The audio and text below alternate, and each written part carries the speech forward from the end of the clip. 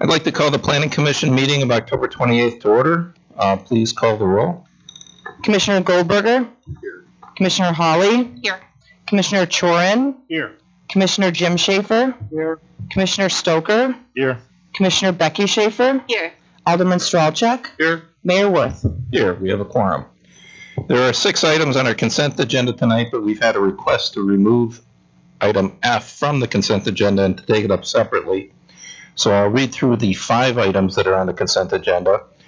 The first item is to seeking a development agreement for Phase 2 of 10 units at 12409 to 12448 North Craneberry Court and 5951-6153 West Woods Court.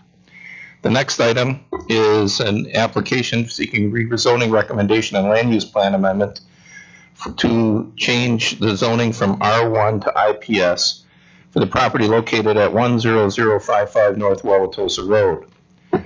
The next item is North Shore Congregation of Jehovah's Witnesses, and this is to seek a zoning and land use plan amendment from R2B to IPS. Next would be Congregation Anshe Leibowitz, and that is to seek a similar rezoning, but in this case from R3 to IPS for the property at 2415 West Mequon Road. And finally, the Center for Jewish Life to seek the same rezoning for the property at 2233 West Mequon Road. Is there a motion to approve the consent agenda? Motion to approve consent agenda, removing item F. For items A through F, we have a motion to approve and second. Excuse me, A through E. That was a mistake, not intentional. Yeah. So we have a motion and a second. All in favor, please say aye. Aye. So those items are all approved and will go to the Common Council. The next item is seeks a rezoning property at 5555 Highland Road.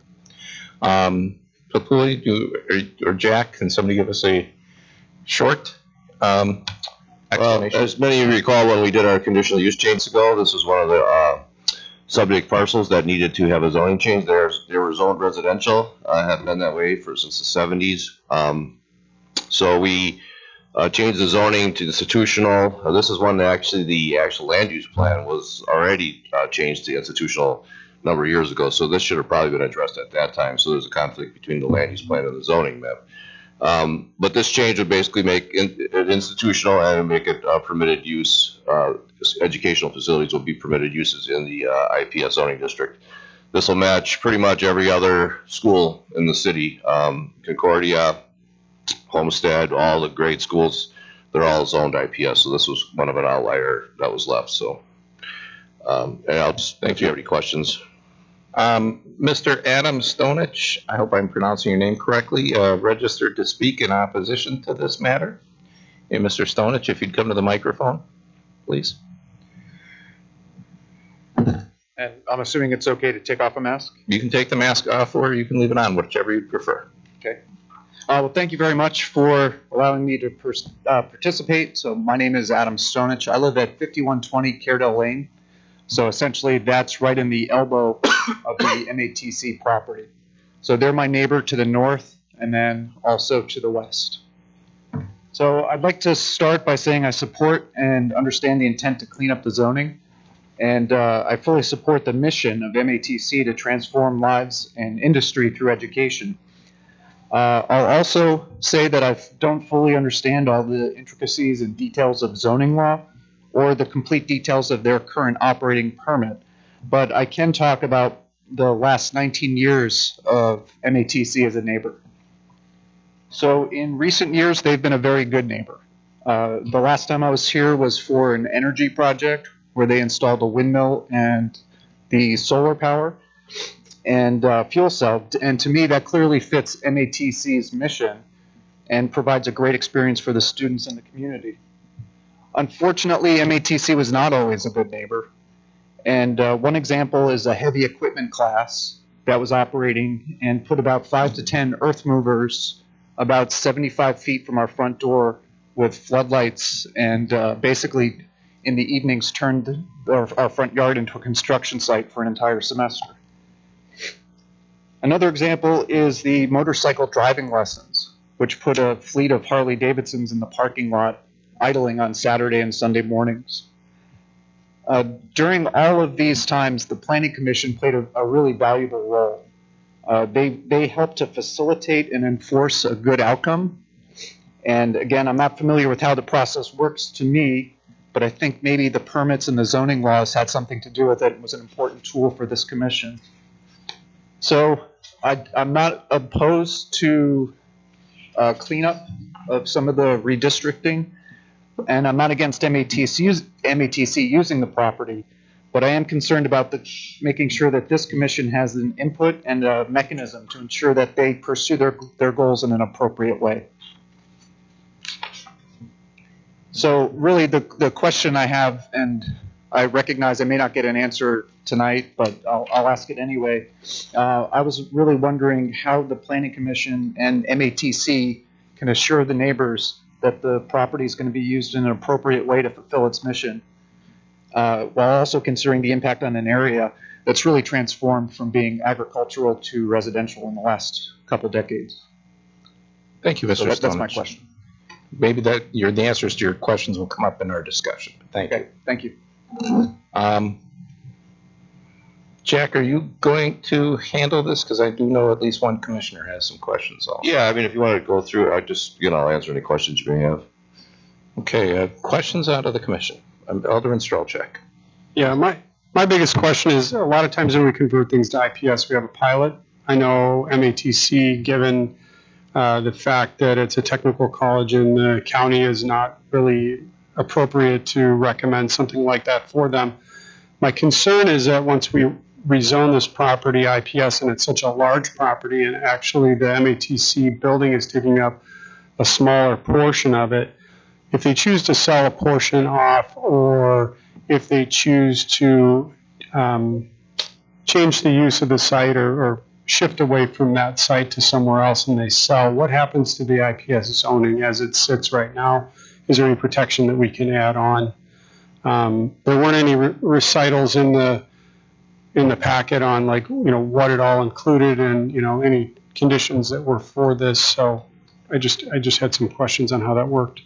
I mean, I guess I didn't really think of that scenario, but we could add a condition to the ordinance that basically says if MATC transfers ownership, the new owner would be subject to a pilot if they claim for tax exempt purpose. I think we can add that to the ordinance. I don't think that would be an issue.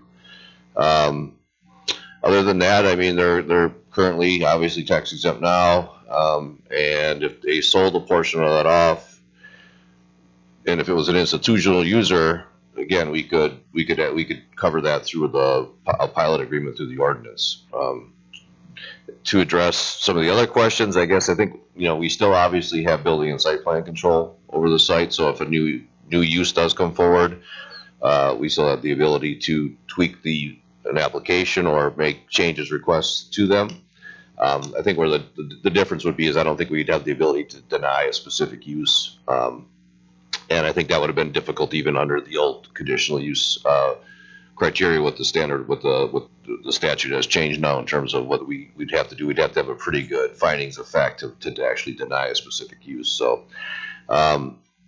again, this is kind of like Concordia in a sense. I mean, with the baseball field, we did put requirements on the baseball field that were more than just site plan related. They have hours of operation requirements, things like that. So I think we still have a lot of those controls still in place to protect the neighbors.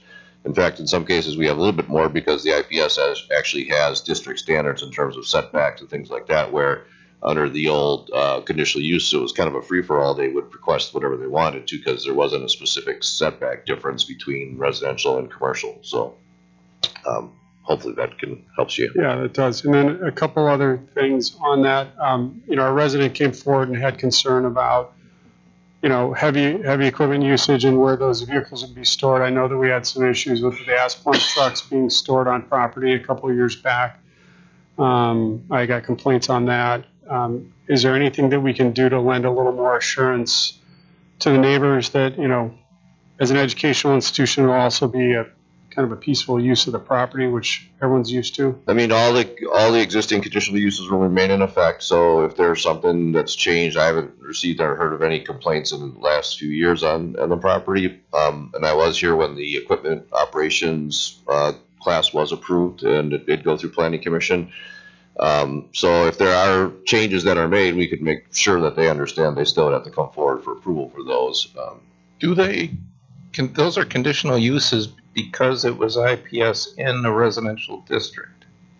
No, they Do were those go away when you, are the conditional, would these all be conditional uses in IPS?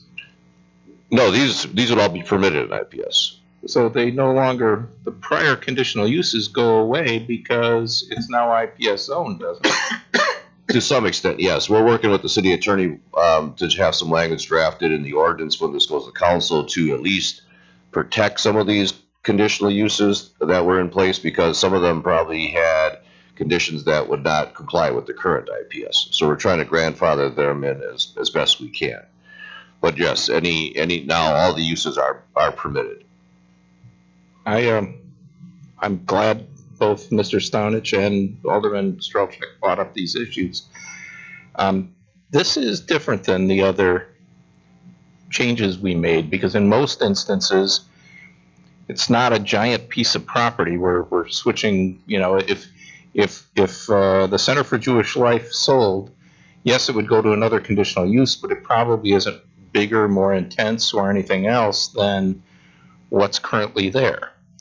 This is a giant piece of property that could be divided and used for an awful lot of things, and I'm not sure what the ramifications are of the existing conditional uses. I guess I want to have more information before I voted. I don't know how other people think. I agree. I'm waiting to make a motion to table, but I wanted to hear discussion before, so there's direction. Anybody else? I agree. Gentlemen from the audience. Gentlemen in the audience, normally we ask you to sign up, but go ahead and step to the microphone. Sorry, my name is Matt. I'm a property owner. I actually live right across the street. And I didn't plan on speaking tonight, so thank you so much for allowing the time. The other thing I wanted to ask, and thank you for bringing this up, is what the implications are of the agricultural overlay on the R3, and if it would go to IPS, would that also go along with it? And because I know no, agricultural overlay does provide some protection, and the intent is to kind of preserve the agriculture and promote the farming of that land. So that's another concern I wanted to raise up. So thank you so much. You're welcome. Jack, you want to address that? Yeah, the overlay will stay. It's an agricultural overlay. It's protected for any property over 10 acres, so that'll remain in effect, and that allows them to farm the land. It doesn't necessarily protect anybody in terms of development. The area that is currently farmed could be used as R3 under the current situation, or institutional in the future without having to do any rezoning. The OA just allows them to farm part of it if they want to farm it. It's up to them. Any other comments or questions from the, if somebody's going to make a motion to table, I guess I'd also ask when this comes back if you can actually have the ordinance, at least when you don't have the actual rezoning ordinance. No, in fact, we're still working with Brian on that right now to create the language for what the language will say in terms of the existing conditional uses. So, and for people watching, that would all be addressed at the council, but I think here where maybe I think it should be in the packet when the planning commission gets any ordinance that they're recommending, but at a minimum where there's something more complicated like this, I think that we ought to actually see what it is that we're recommending. Okay. So you're looking for information on what the ramifications are of switching to institutional zoning. I just want to be clear. The conditional uses to what could be subdivided here, what additional rights they might have as far as usage. Do we lose any control as far as at least where the city's exerted control, at least been at the table in the past? Those types of things. Okay. Yeah, we can try that. We could try to address that. I mean, I guess the only other option would be, since we already removed the educational facilities from the R3, would be to keep them legal non-conforming, and then they could seek approval through what's called an exempted use, which is an expansion of a non-conforming use, which is similar to conditional use. Not saying we're not going to do it, we just want to understand what it means if we do it, or are there things that we can add to the ordinance, or are there things we should consider for the underlying IPS zoning ordinance itself before we, how many acres is this? I believe it's roughly around 70, I think it says. I mean, that's a pretty big parcel that could all of a sudden be a pretty intense use in an area that doesn't expect an intense use. So is there a motion to table? Yeah, I'll make a motion to table. I'll second it. Well, you can't, that's not a debatable motion. All in favor of tabling, say aye. Aye. Anybody opposed? That is tabled, and it will come back to us. The next item has a public hearing before we address the merits. So I'll read that. We'll have a motion for a public hearing. The public has the ability to comment. We close the public hearing, and then it comes to the council, excuse me, the commission for discussion. This is Denko Properties LLC. The applicant is seeking conditional use grant and site plan amendment approval to allow for a dog training facility to include a doggy daycare, boarding, grooming, and retail for the property located at 10510 Northport Washington Road. Do we have a motion to go into public hearing? So moved. Second. We have a motion and a second. All in favor of going into public hearing, say aye. Aye. You're the applicant? I am. We'll get to you after we close the public hearing. We typically have applicants. I didn't have anybody sign up to speak for this. Was anybody here planning on speaking at the public hearing on this particular item? Hearing none, is there a motion to close the public hearing? So moved. Motion and a second. All in favor of closing the public hearing, say aye. Aye. And it's closed. Papua, are you handling this? Yes, Mayor. Thanks. So the property is on B2, which requires a conditional use grant approval for a kennel. As stated in the report, a kennel means any location where dogs or cats are maintained, boarded, bred, kept, or cared for the purpose of sale, or groomed, trained, handled for others. And all the uses that Pet U are proposing under the conditional use grant fall under this kennel definition. Pet U is proposing to relocate their current Glendale business to this site. They have 2 existing locations in Milwaukee and Racine. Staff looked at the proposed use to make sure it won't endanger surrounding properties, safety, welfare of surrounding properties. Staff believes that the use will be compatible with the in the area that it's in. All the activities will take place inside the building and will be monitored by staff. They are proposing an enclosed outdoor play area for the dogs, and that is shown on the site plan amendment. In 2006, Planning Commission did approve a doggy daycare at this location, which allowed up to 100 dogs at that time. That business never opened. They found another location within the city. Other tenants within this building include Copy Master, Mommy and Me Daycare, and warehousing and storage. The properties to the north and west are commercial office buildings, and then the property to the south is the approved self-storage, and to the east is the freeway. And staff believes that this use could be compatible with this area, subject to all the conditions in the report. The use is also subject to meeting sections 58-532, which apply to kennels. The site plan amendment does show an outdoor play area surrounded by a 6-foot chain link fence. Typically, staff would not support a chain link fence on a commercial property. However, this area has low visibility to adjacent properties and from the public view, so that staff does support the material. There are other non-compliant site issues to be addressed. Staff listed those in the report. And as conditions to be resolved prior to recording of the conditional use grant. And then there are other staff site improvements the staff recommended as conditions to be completed by June 30th of next year. With that, staff does support approval of the conditional use and site plan amendment. Thank you. Ms. Trzynski, am I pronouncing that correctly? You are correct. Is there anything you'd like to tell the commission before we discuss your application? Although I'm guessing this won't be real controversial, but Thank you for the opportunity. I'm excited to be here. thank you. Any questions from the commission for staff or Ms. Trzynski? Mr. Chorin. I haven't seen, were there any comments made or any concerns expressed by the adjacent, copy master in the daycare? Not from the existing tenants in the building, no. Okay. And correct me if I'm wrong, wasn't there some discussion or some note that there might be 75 dogs there? Up to. That would be max capacity. That's not what we're opening with. What would be the capacity in the outdoor area? Those would be in complete rotation, so there would never be 75 dogs outside at one point. Groups rotate within 15 dogs at a time. Okay. 'Cause I had thought, 75 dogs out in that area. Number one, it'd be crowded. Number two, the noise. Correct. But I guess if it's going to be limited to 15, I don't think there's much of a concern there. Yeah, it would. Yeah, it's only small groups, and they rotate inside and out. Okay. Mm-hmm. Other questions? Alderman Strelchak. No outside boarding of pets, correct?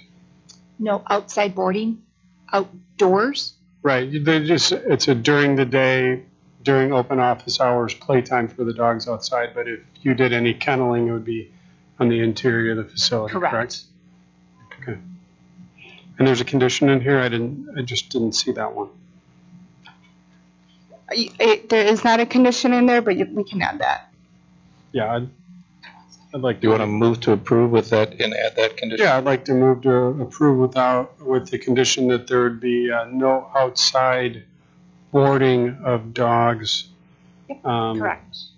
During the evening hours? Yeah, overnight. Overnight? Second. We have a motion and a second. Any discussion? That's right. Hearing none, please call the roll. That's your job. Oh, I'm on. Commissioner Hawley. Aye. Commissioner Gentes. Aye. Commissioner Becky Schaefer. Aye. Commissioner Stoker. Aye. Commissioner Jim Schaefer. Aye. Commissioner Chorin. Aye. Alderman Strelchak. Aye. Mayor Worth. Aye. So that matter passes. Thank you for locating your business in Mequon. Thank you. The next item is also a public hearing. This is the applicant is seeking conditional use grant approval to allow for a guest house located in a detached barn at the property at 8414 West County Line Road. Welcome. We will go through the same process. Is there a motion to go into public hearing? So moved.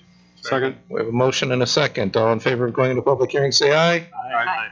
Again, no one signed up to speak at this public hearing. Was there anyone here who anticipated speaking? If not, is there a motion to close the public hearing? Move to close public hearing. Second. We have a motion and a second. And close the public hearing. All in favor, please say aye. Aye. Papua?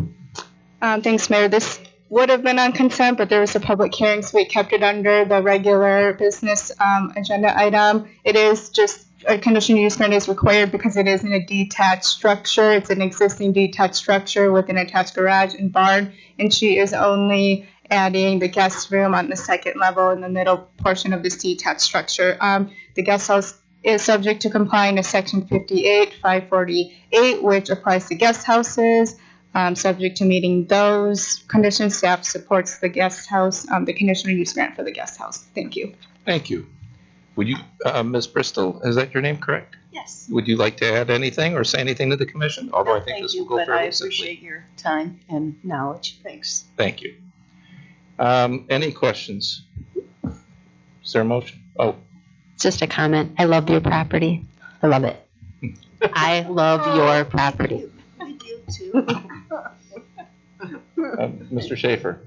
Yeah, this is a Mequon landmark, and as a member of the Landmarks Commission, I think this is a good use of the property. I'm glad to see that those buildings will be utilized, the utility buildings. Well, I used to live right around the corner from this house, so I'm well familiar with it. It's a neat house in a nice area. Is there a motion to approve? Move approval. A motion and a second. Since there was no discussion, all in favor, please say aye. Aye. And you're approved. Sorry you had to come here tonight, but thank you for coming. Thanks very much. Have a good evening. Thank you. The next item of business is an ordinance, a proposed ordinance amending Chapter 58 to allow veterinary clinics in the town center, if I'm summarizing appropriately. Mr. Zader. You are correct. So this would allow veterinary clinics to be located in the TC zoning district. Currently, they are permitted in the arrival corridor zoning district, in the neighborhood commercial zoning district, and their conditional uses in the B2 and the B7. The applicant is requesting this. He has a potential interest in the MTC1 site for an animal hospital. I also put in the criteria we have in our code that all animal hospital and veterinary clinics have to comply with in terms of being located, it can't be located next to an adjacent restaurant or grocery or food service, and all boarding shall be enclosed within the building, and they have to have an outdoor area for the dogs for exiting and entering the building. You know, the reason why it was not included in the original town center zoning district was we were looking for less auto-dominated uses, but with all the apartments that have gone in, and they're all very much pet friendly, and we also have Central Park in the area. The Foxtown development does a lot of events for dogs. We felt that this would be an appropriate use in the town center, so we do support the change to allow for the veterinary clinics within the TC zoning district. Thank you. Sir? Yes. Could you identify yourself? Victor Anderson, Mequon Town Center. All right. We've had some interest in vet clinics going into the vacancy that we have. One was very interested, but the process is going to take a little bit here, and they had to move on. But we're looking for others, so I think it'd be a great thing for the town center area. I'm sorry we weren't set up appropriately to begin with, but it's okay. It just happened. Ms. Schaefer. I don't disagree that it makes sense as a use. I'm trying to understand the point 2 about having designated outdoor areas. So I'm thinking about where there are vacancies. Where would the designated outdoor areas? Well, that's something they'd have to determine when we come forward with the use. This is, again, just the text amendment to allow it, so it's going to be up to the responsibility of the owner to prove that at the time he comes in forward with his application. And it may be difficult, but the request for us was the rezoning at this point. So The only thing I would maybe mention then is we've had been having like window covering flashbacks. I just would want it to be clear to whoever the applicants are that this is a requirement, and that, you know, at its surface, it seems like it might be a challenging one to meet in that location. Mr. Chorin. Can you refresh my memory of the boundaries of the town center? the zoning district, Yep. it's basically, includes MTC1, Spur 16, Piggly Wiggly Center, the Foxtown development, all that whole corridor through Bunch Rock Industrial. And then it goes west on Mequon Road to just before the reserve on the south side of the street. Yeah. I guess I'm struggling to see this kind of condition near Cafe Hollander or in that area, but I think given the area you're talking about, we're probably more thinking of someplace west of there that this would be more applicable. So. Okay. Well, I would note that the person who's asking for it is the Mequon Town Center where Hollander is located, so you ought to keep that in mind. I don't, it's a veterinary clinic, it's not a kennel. Correct. Right? And I don't have a problem with it. In fact, I kind of question the need in the text for the outdoor area. If I take my dog to the vet to have it neutered or surgery or because it's sick, they're not going to be playing outside. Well, this I think it was in. This has been in our code for a number of years now. I think it was put in there to help when the dogs arrive or when they leave. They're somewhat excited. It's an area for them to kind of go relieve themselves, so they're not doing it right in the parking lot. So it doesn't have to be an extravagant play area. It just has to be an area that they have dedicated that they can take their dogs if need be. So it could be a relatively small area. Okay. Alderman Strelchak. Yeah, and I'd just like to highlight that if you take a dog in that's sick, or a cat or one of your pets in that's sick, and they need overnight observation, that's where the kenneling and the boarding becomes apparent. And, with the need, my only concern, and I bring it up with, again, like just about everything is the boarding and overnight and just making sure that it doesn't disturb the neighboring business or property. If pets are, in there and they're barking at night or barking, during the day and it's disturbing neighboring people, that would be my only concern there. The outside play area, I like that it's in there. I think MTC1's going to be challenged to do it. I wish you the best of success in creativity and an applicant that is willing to go through that process. But again, kind of mirroring what some of the other commissioners have said, I think you're going to be a little challenged to, designate that area in that space, just being that you don't have a ton of green space right by the buildings where they'd be going in and out. But I support this and definitely would make a motion to approve. There a second? Second. We have a motion and a second. Any further discussion? Please call the roll. Commissioner Becky Schaefer, Aye. Commissioner Gentes, Aye. Commissioner Stoker, Aye. Commissioner Jim Schaefer, Aye. Commissioner Chorin, Aye. Commissioner Hawley, Aye. Alderman Strelchek, All right. Mayor Worth. Aye. And that will go to the Common Council. I'm guessing it won't get addressed by the council until We'll do the December. we'll do the first reading in November and public hearing in December. So, thank you very much, and we'll move this along. Thank you. Our next meeting is of this body is December 13th. So that'll actually be December 7th is the date of the Common Council meeting. But the next meeting of this body is December 13th at 6 o'clock. And is there a motion? We don't have a November Yeah, we don't have a November meeting? We do have a November, yes. Okay, so the agenda lies, and there. Robin wanted to say, you said she don't think you had the minutes approved from last meeting. We didn't. Is there a motion to approve the minutes? So moved. Second. We have a motion and a second. All in favor, say aye. Aye. I assume nobody had any questions, comments, or corrections. Thank you, Robin. That makes up for you not calling the roll. No. That makes up for you hesitating in calling the roll. So I was asking for clarification. I'm just kidding. Is there and the next meeting then will be what date? November 22nd. November 22nd. Okay. Why is the one, because we moved the one up in December because of the holidays. So the next meeting is November, that's not Thanksgiving weekend, The Monday before. Monday before, okay. We'll see how we have a quorum. Is there a motion to adjourn? Move to adjourn. Second. We have a motion and a second. All in favor of adjourning, please say aye. Aye. And we are adjourned. Thank you all for coming in on a Thursday night because of my screwed up schedule. Didn't even bring us any